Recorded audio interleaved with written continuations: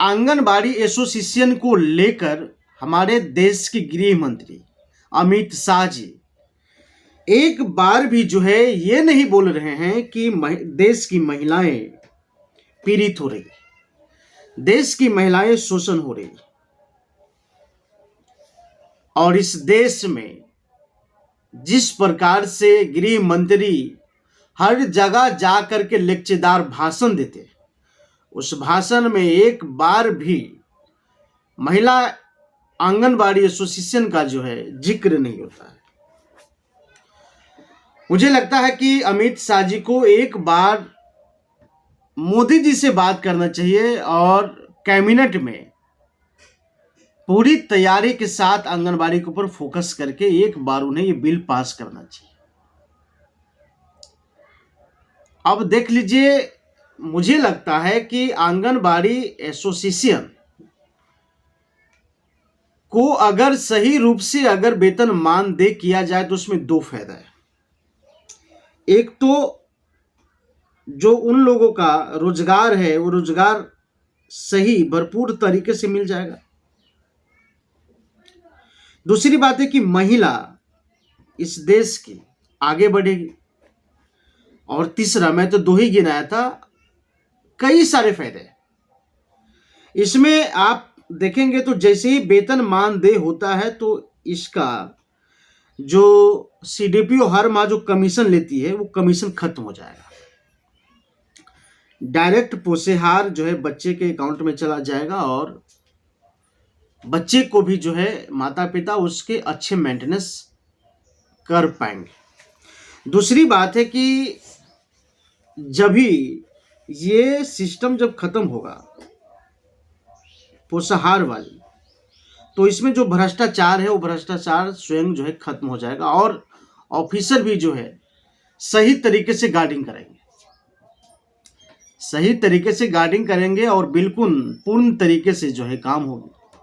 और सरकारी कर्मचारी घोषित होते ही,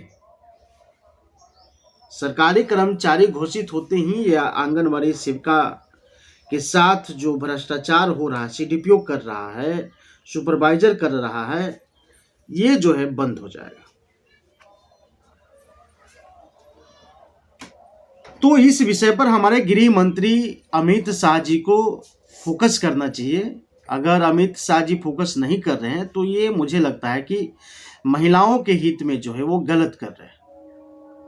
दूसरी बात है कि इस देश में बड़े पैमाने पर जो है स्मृति ईरानी को जो है जाने जाते हैं। स्मृति ईरानी को भी इस विषय पर आवाज उठाना चाहिए, क्योंकि महिलाएं का जो हक है, महिला का जो दर्द पीड़ा है वो महिलाएं ही समझती है। लेकिन अगर इस विषय पर अगर वो बात करें तो मुझे लगता है कि बहुत बेहतर काम हो सकता है और बेहतर तरीके से जो है इस पर सरकार ध्यान दे सकता है और सरकार सोच सकता है। लेकिन कारण क्या है कि स्मृति ईरानी स्वयं खामोश है। पहल तो बीजेपी की तमाम नेता जो है कर रहे हैं, महागठबंधन की सरकार में भी जो जितने लीडर हैं वो भी कर रहे हैं। लेकिन मैंने पिछले एपिसोड में भी आपको बताया था कि ये हो नहीं रहा है। ये चीज अगर लागू अगर हो जाए तो क्यों नहीं होगा। अमित शाह जी को खास करके इस पर ध्यान देना चाहिए। लेकिन अमित शाह जो है जातिवाद की राजनीति से इन्हें फुर्सत मिले तब तो ये जाकर के देखे कि देश में महिलाएं भी जो है अपने अधिकार के लिए धरना प्रदर्शन कर रही हैं, लगातार जो है लड़ रही हैं। लेकिन सवाल इतने ही नहीं है। आपको एक और बात याद होगी, जब मणिपुर की घटना हुई थी, मणिपुर की घटना को लेकर के तमाम ऐसे हमारे देश में नेता लोग जो है महिलाओं के लेकर के बहुत सारे बात किए गए थे। तो मुझे लगता है कि महिला को जो है एक ताकत मिल जाएगी, एक पावर मिलेगा उन्हें, और कोई भी ऐसे पुरुष के रूप में जो शैतान है उन्हें छूने तक के भी जो है कोशिश नहीं करेगा। ये पावर जो है मिल जाएगा उन्हें। लेकिन समस्या है कि इस देश की महिलाएं हमेशा से जो शोषण होती है, उत्पीड़न होती है, इस पर सरकार कब ध्यान देगा? मुझे लगता है कि हर नेता को जो है महिलाओं के अधिकार के लिए बाबा साहेब के जैसे विचार होना चाहिए। जिस प्रकार से बाबा साहेब ने महिलाओं को अधिकार दिया, पढ़ने की आजादी दी, संपत्ति रखने की आजादी दी, बोलने की आजादी दी, उस प्रकार से इस समय के नेता जो है होना चाहिए। अगर इस समय के नेता अगर ऐसे काम नहीं करते हैं जैसे महिलाओं को संरक्षण मिले, तो मुझे लगता है कि इस देश में हर बार वोट के नाम पर जो है महिला को जो है छला जा रहा है। मैंने पिछले एपिसोड में भी आपको कहा है। और इस तरीके से देश में जो है महिलाओं का जितना शोषण होता है, उससे लगता है मुझे कि सोनिया गांधी को भी आवाज उठाना चाहिए। हालांकि सोनिया गांधी, राहुल गांधी महागठबंधन की सरकार में है, तो उन्हें भी जो है आवाज उठानी चाहिए।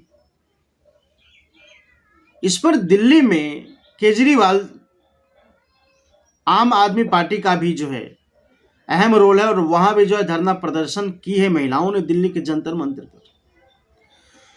उन्हें भी जो है लगातार केंद्र में जो है सरकार को जो है प्रेरित करना चाहिए कि महिलाओं को जो है इस प्रकार से धरना प्रदर्शन हो रहा है, इस पर सोच विचार करके पूरी लागू किया जाए। लेकिन जो व्यवस्थाएं हैं वो लागू होता नहीं। और कहीं ना कहीं हमारे समाज के अंदर महिलाओं को जो है जिस प्रकार से वोट लेने के लिए टारगेट किया जाता है, उस प्रकार से सरकार को भी निगरानी देनी चाहिए और उसी निगरानी के तहत काम करनी चाहिए। लेकिन अगर हमारे देश में अगर प्रधानमंत्री हैं जिन्होंने लगातार महिलाओं के लिए शौचालय का भी जो है व्यवस्था किया गया, लेकिन उसमें भी आधा अधूरे रह गया, वो पूर्ण रूप से सक्सेस नहीं हो पाया। क्योंकि जिस तरीके से शुरुआती में उनका जो दौर रहा, लास्टों तक उनका जो स्थिति रहा वो बदल गया।